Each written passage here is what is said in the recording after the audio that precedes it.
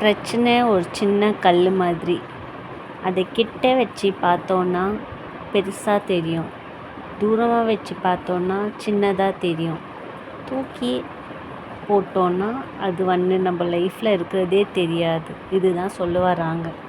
சேனலில் கண்டிப்பாக சப்ஸ்கிரைப் பண்ணுங்கள். எந்த ப்ராப்ளமாக இருந்தாலும் சால்வ் பண்ண பாருங்கள். சேனலை கண்டிப்பாக சப்ஸ்கிரைப் பண்ணுங்கள்.